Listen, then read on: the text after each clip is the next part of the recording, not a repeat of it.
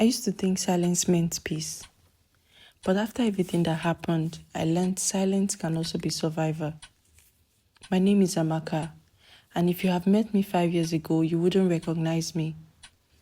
Back then, I was the kind of girl who apologized when someone stepped on my foot. The kind of girl who let "I'm fine" become a blanket over every wound I never addressed.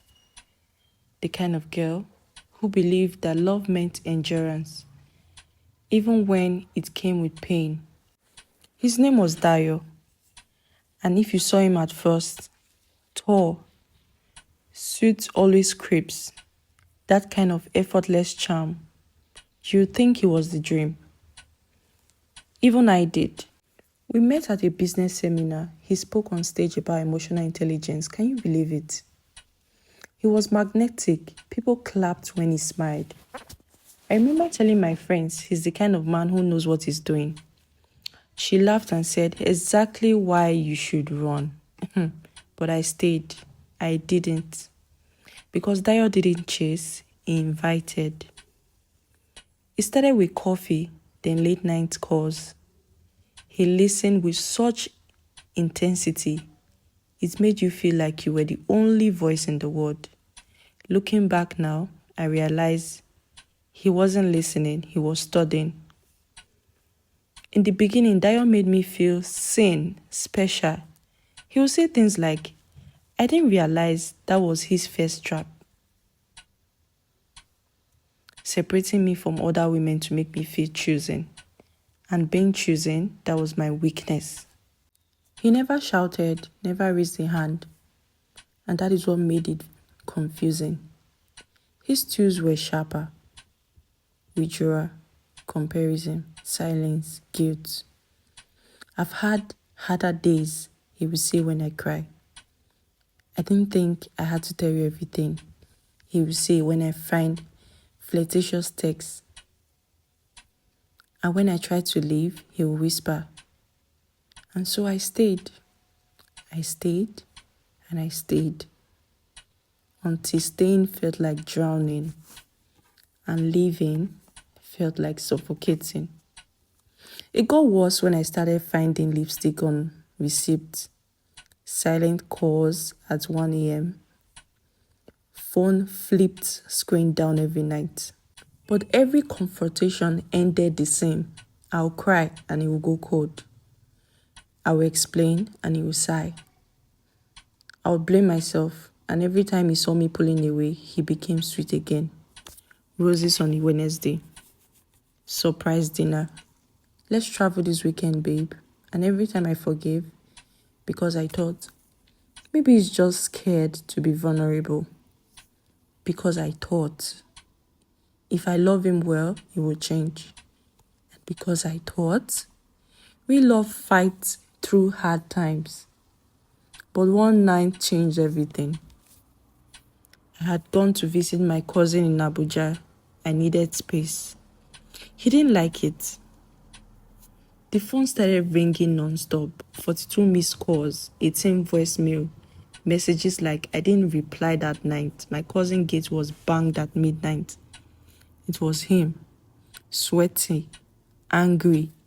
His eyes were red. He said he just wanted to talk, but it didn't feel like talking. It felt like a warning. I froze. My cousin came out and something shifted in him. He smiled, sweet charming again. That night I saw clearly. This man wasn't confused. He was in control. And I was finally done.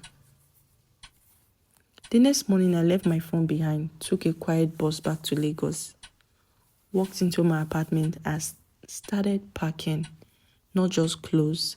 I packed my mind, my memories, my voice, and I wrote one message. And then I blocked him everywhere. That was day one of no contact. And I won't lie to you, it didn't feel empowering. It felt like breaking. Because when you've been trained to manage someone's mood, silence feels unsafe. The first 3 days, I had panic attacks. I thought I would cave. But I didn't, because something deeper than fear had already taken root. Guess what? Clarity. And that was just the beginning. No one tells you that going no contact feels like grief. Not just grief over the person, but grief over the version of you who kept trying. And you think, maybe I was too harsh. You replay memories where you smiled, where they smiled, and you doubt the moments you were sure. But here's what I learned in these few weeks of silence. Abusers don't miss. They miss the control they had when they could reach you. And once you take that control back, they panic. Dayo did. He made first, pretending to be calm. Then he escalated. And then came the guilt. And when all that failed, he sent a long, pathetic message. I didn't reply, but my hands shook after reading it because even silence didn't protect from the memories of someone who once had power over your peace. I kept the block on. I couldn't block the whisper. Mutual friends started reaching out. At first, I wanted to scream, to defend myself, to call everyone and explain what really happened. But I remembered something my therapist once said, so I stayed silent, and that silence became sacred. But silence is not the same as stillness. Inside, I was rebuilding. I started therapy, real therapy, not the kind that makes you talk around your pain, the kind that makes you confront it. The first thing my therapist asked was, am I broke? Because no one had ever asked me that before. Turns out Dio wasn't the beginning, he was a symptom. He was a symptom of a girl who had been trying to earn love since she was 5. Of a girl who thought being quiet meant being good. Of a girl who believed that being chosen meant you were finally enough. So I started writing letters. Not to send, just to say what was never said. Letters to my younger self. Letters to my father. Letters to Dio, the one I'll never send. But sometimes healing isn't about getting answers. It's about giving yourself the closure they will never offer. Around week 6, something shifted. I woke up one morning, made tea, and realized I had not thought about him all day yesterday. It wasn't a victory parade. It was quiet, like when your favorite song fades and you didn't notice because you were humming something new.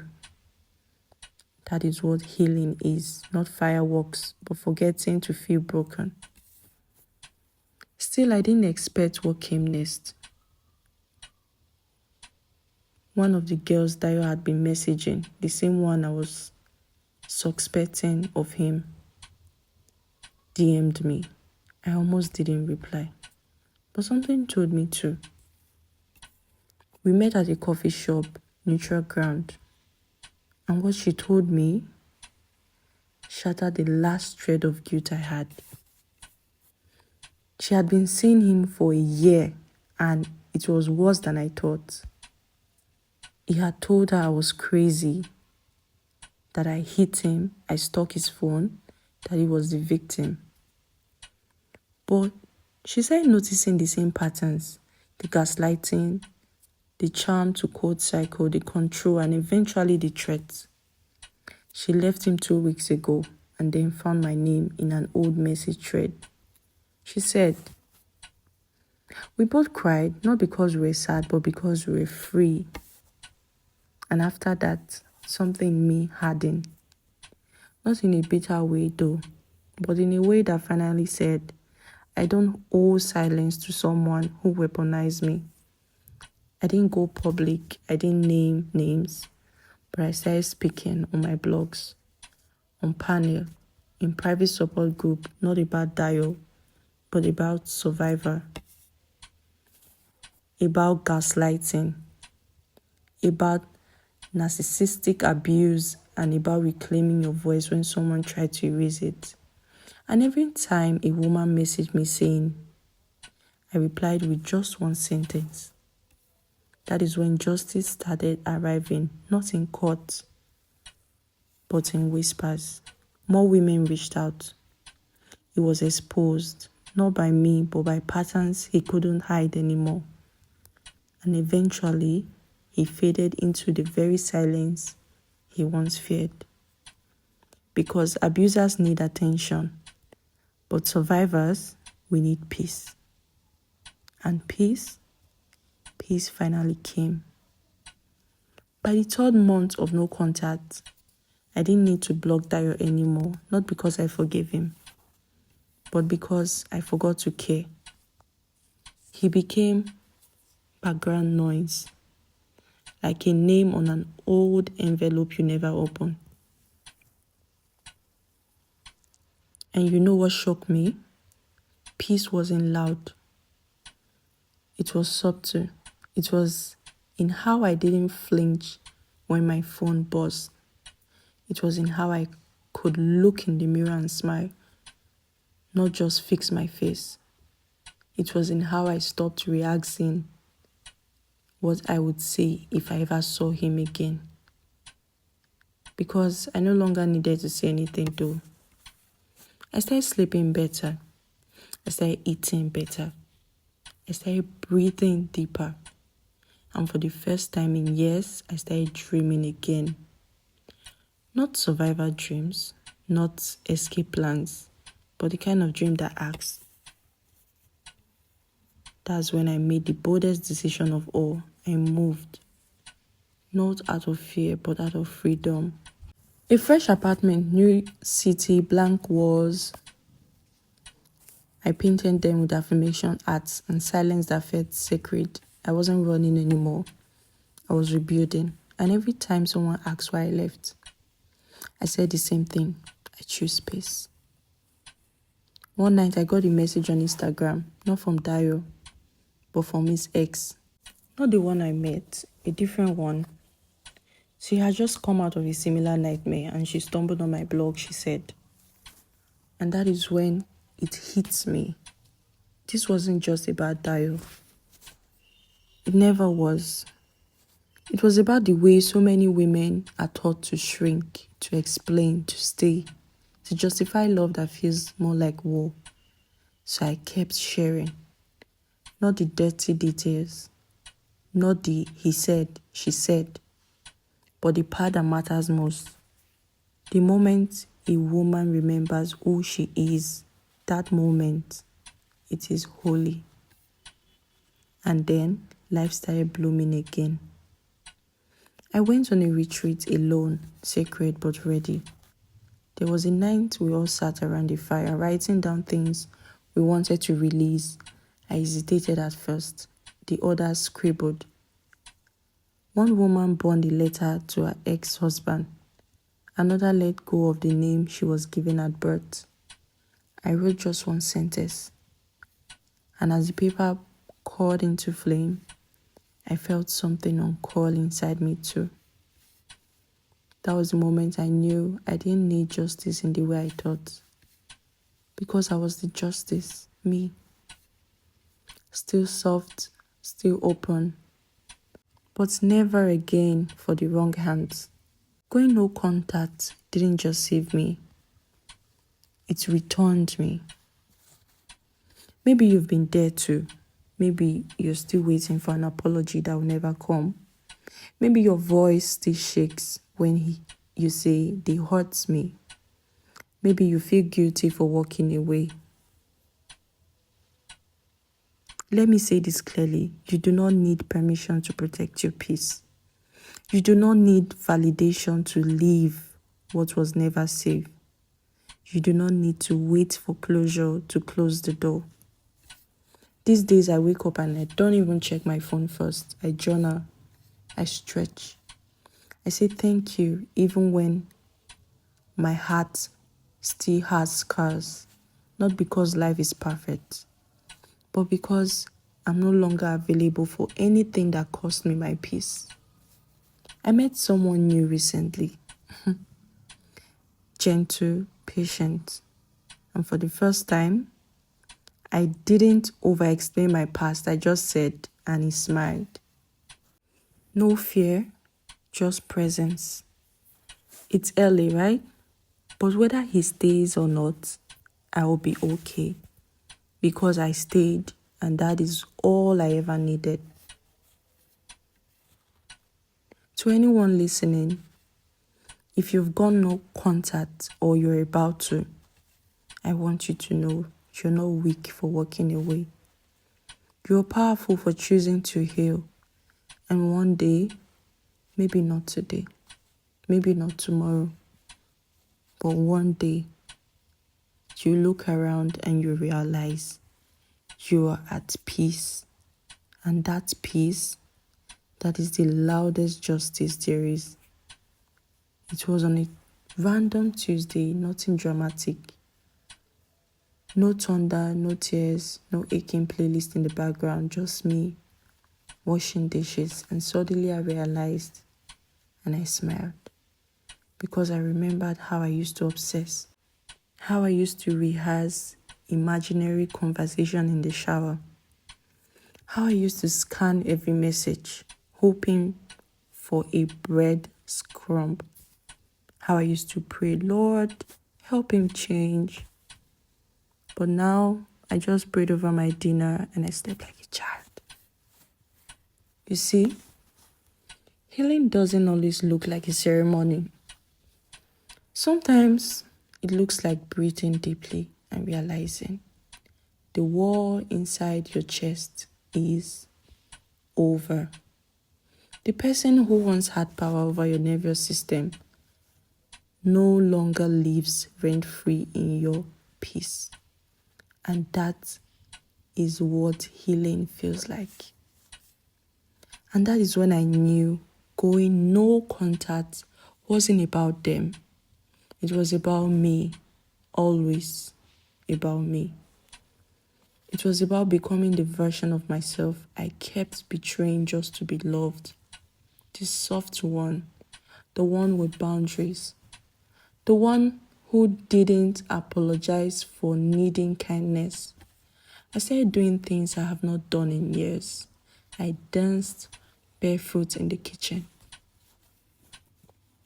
I went to the movies alone. I wore colors again, not just beige and black. One morning I wrote a letter I never sent, but not to Dario, but to myself. It says, I still have hard days. I still flinch sometimes when my message pops up unexpectedly. But now I know how to return to myself. And that is the justice no one talks about. The world tells you to get revenge, to expose, to clap back, to show them what they lost. But real justice is when you no longer need their validation because you've become someone who sees herself clearly. I ran into someone who knew Dio recently. She mentioned him offhandedly. He's still the same, she said. I nodded. But I didn't feel the usual fire in my belly. No rage, no fantasy of he will regret this. Just nothing. Not numbness, not anger.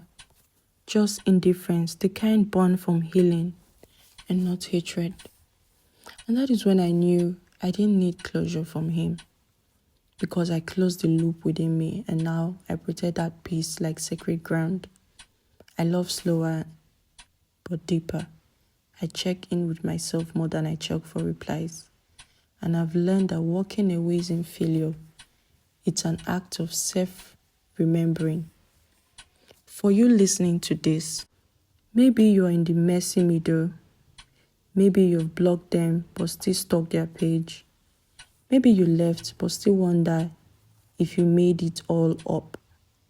Maybe you're torn between your trauma bond and your truth. Let me say it plainly. You're not crazy for missing someone who hurt you. You're not weak for still loving someone who made you feel invisible. You're human. And you're also wise enough to know you didn't go no contact to punish them. You did it to rescue yourself. And that decision will echo through every generation after you. If you take one thing away from this story, let it be this. You do not owe anyone your peace. You do not need to shrink to stay connected. You do not have to bleed to prove your love. You're allowed to walk away, not with bitterness, but with reverence. Because going no contact isn't just a boundary. It's a ceremony. A ceremony where you return to the altar of yourself and finally say, this is Ask Gracious. If this message found you, it's because your healing wanted to be heard. Subscribe and rewatch this when you need a reminder. And share it with someone who's still learning how to walk away. You're not alone. But the day you go no contact is the day you come back home.